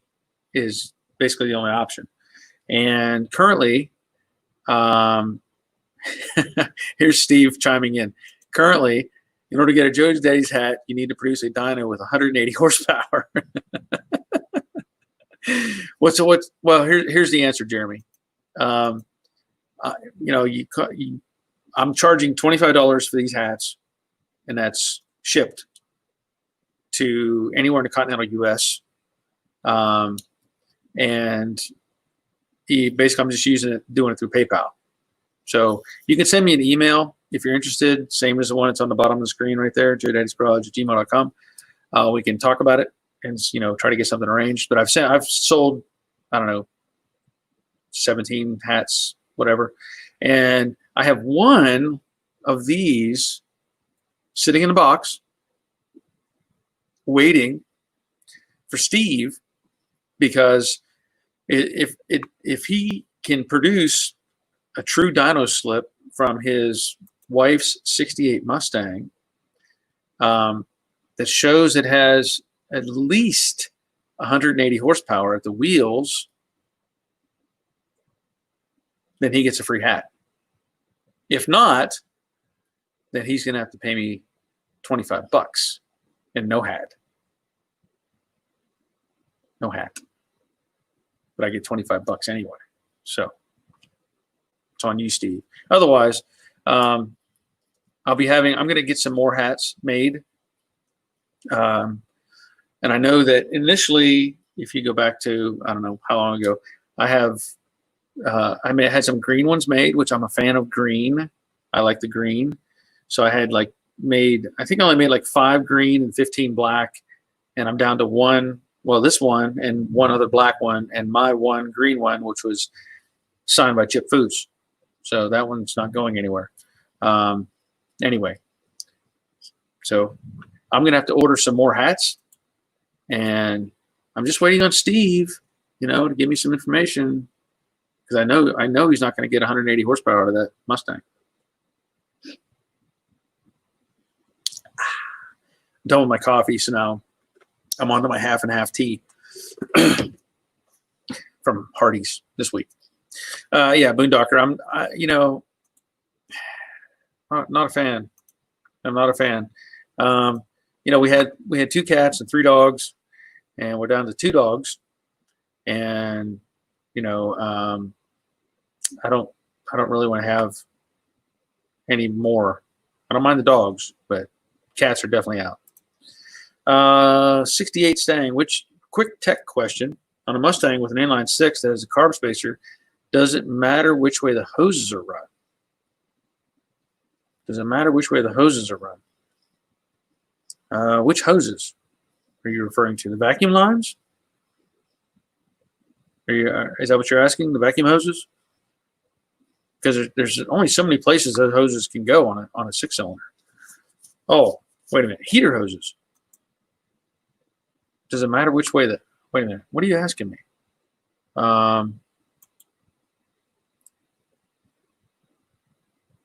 Okay, I see what you're saying. I think I see what you're saying, because you're going to have the 2 hoses. I don't know specifically the layout for the hoses. Like one goes high and one goes low, and I don't know that it really matters, because it's just a flow.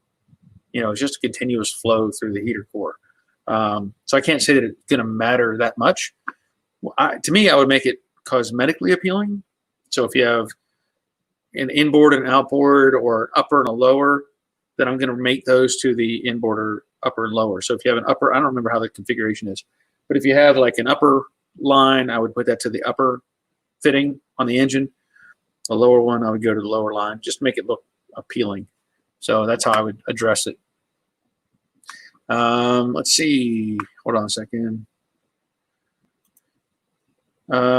We have 4 cats, 2 dogs, and 1 129-gallon saltwater fish tank. Ooh, I don't want that either.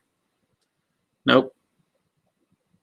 Yep, very cool hats. You're right. And thank you, Jorge, for the thumbs up. So yeah, I'll remind you, everybody, I've got 54 people viewing or listening at least. So yeah, don't forget to throw a thumbs up on this particular video. And Okay. Oh, okay. Yeah, I got an email from Scott. Because I was checking to see if anybody else was trying to get on or not. Let's see. Hold on. Jeffrey. Oh. Oh, okay. So, Dave, I'm sure enough to admit that I'm the cat daddy in the group. But you can have them all, Dave. 68 saying, did not know if the carb spacer they run through makes a difference. Okay, so I don't have an answer for you. You may have to look up some pictures of original 6-cylinder Mustangs. In fact, I don't know if Andrew from Grease Rookie if there's anything on his channel that shows that 6-cylinder Mustang. But there's another one. It was Trip. Trip had, I think his is a 6-cylinder Mustang. Yeah. Trip. Yeah. Check out his, what was his, or is that who I'm talking to? Oh, that is Trip. What am I talking about? Now that I see that. I was gonna say you could look at that one, but that's not gonna help.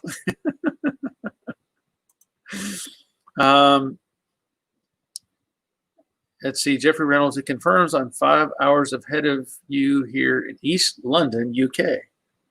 Okay. Oh, let's see. Oh, I see. Oh, Barry, I'm glad you have the big clock on the wall behind you. Yeah. Can you see that okay? Looks like I'm getting some glare off of that. Next question is, can you find Iron Man? You see the clock. Can you find Iron Man? That's the challenge. Okay. Yeah, I figured that, Trip. Once I saw the picture, I forgot. Sorry. I saw the car and I was like, wait a minute. Okay, so hold on a minute. Boondocker met and competed against Chip Foose and was invited to join Overhaul an episode. Cool. That would be cool. I would love to be on an Overhauling episode. I would. Actually, I'd like to have. I wouldn't mind having my own show. If there's anybody out there that's looking for a, graybeard host, I'd be happy to try it. Okay, so Robert Adams saying, if it's the carb spacer with the heater hose connection, I would eliminate it. It helps with drivability during warm up, but robs power when warmed up. So that's probably a good answer right there. Oh, wait a minute. Let's see. Steve, odd question. Sorry for the randomness. Barry, have you ever seen that guy, Kira, that makes the wide body Porsches? No. Unfamiliar. Don't know. Sorry. Dave Britton, unless he's decided to go with Brittain. I still like Dave Brittain better, but Dave Britton is here. Yeah. Okay. So I got Trip. Okay, so Mark's laughing at something. I'm not sure what. Dave, I just got here and missed a question regarding the 6-cylinder Mustang. What year? I can go look at mine. So Trip has a question about the heater hoses and how they run from the heater core through the carb spacer thing. Okay, sorry, I got another side email there. He was asking how the lines run. And Trip is saying that his are running backwards compared to the shop manual. So, just about Jeffrey. Okay. Art. I just pulled an i6. I can look at photos I took. Where should I send them if I have anything helpful? Well, Trip, if you want to post your email,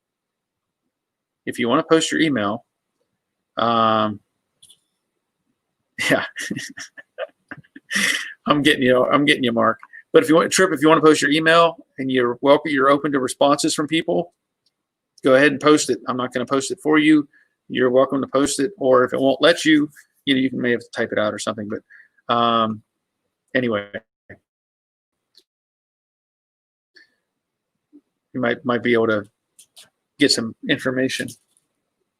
I think the wind's picking up outside. Steve. Hey, Jeffrey, my mom lives in Norwich, kind of near you. Okay. It's about ready to storm, my wife is telling me. You want to say hi? No. Come over and say hi. She's going to say hi. You got to say hi. You got to say hi. Up here's the camera. Not the screen. Okay. Anyway, she brought me some more tea from Chick-fil-A. So. Your oil change and Oh yeah, yeah. Oh yeah, it is getting stormy out. Okay. Can you bring something, the cardboard or anything? Yeah, if you want, it doesn't matter.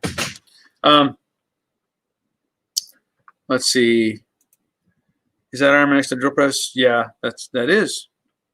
I was trying to hide them. Yeah, you know, I said, like, well, you know what? Tripp has a car that has a 6-cylinder in it.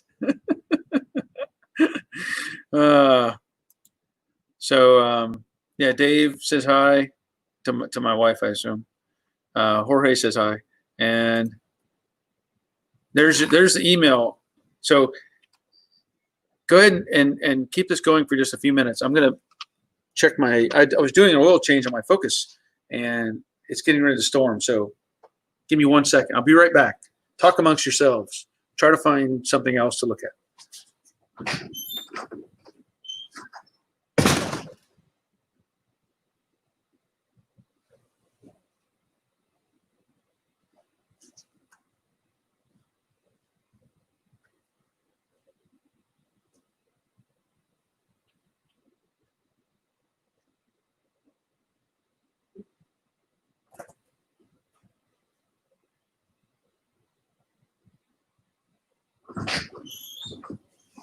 Ah, man. It is getting stormy out there. Anyway, so there's Tripp's email again if somebody wants to send him something, you know, on that those images for the hoses. Yeah, I mean the storms are it's picking up outside. It's looking rough. I'm gonna be stopping at 8 minutes anyway. It got named. Just got up. A storm is kicking up in Georgia. It's got upgraded name. Did you hear that? That's not good.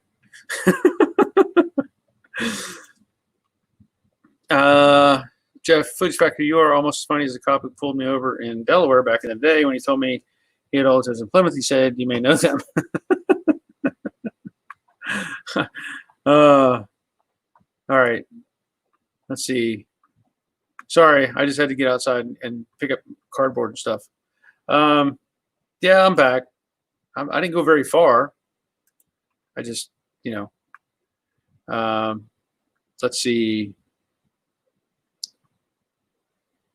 67 Stang. Loved it when I was on an aircraft carrier and someone call asking to speak to John. Like I would know who that was in a crew of 5,000. Yeah. Yes, the drain plug's in. I was at the last court running in it, and yeah, it's getting windy and stormy out there. Okay, Jeff. It wasn't. Anyway, yeah, and again, if somebody wants to send emails to Tripp, that's the email that you can send him pictures of your 6-cylinder heater hose configuration or lack of, whichever. Let's see what else is going on the side here. Okay. All right. Well, here's the other thing. Like I said, the Impala is gone. I've got one more video to edit on the door seals, which I think there's some good information on those seals, and specifically the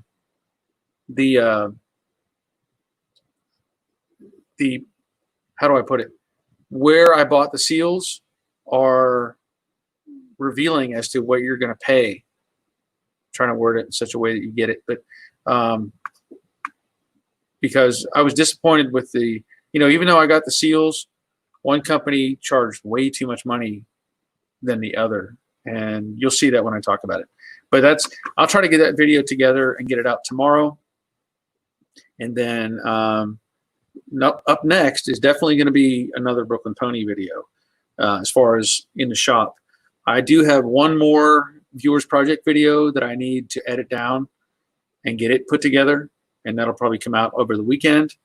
Then I will be doing the Thursday thing, I believe, unless plans change, depending on the weather and stuff, and whether my wife tells me we're going to the camper or not. So that's another thing. Boondocker. I think it's a joke. Iron Man isn't in view. Actually, he is. He is. You have to look really close. He's here. I know exactly where he is because I put him out tonight. But you have to find him. Let's see. 67. Thanks again for the nice prizes from the 40K subscriber giveaway. I mentioned them in my last video. Oh, that's a teaser. That's a teaser. Let's see. Yeah. What do you have, Jeff or Jeffrey? What's your question? You've got about 3 minutes, roughly 3 minutes, because I want to stop as close to 9 as possible. And now that I have a whole nother thing of tea, I got to finish this one and drink this one. I might be up all night. So what's your question? I know. You got to type it out first.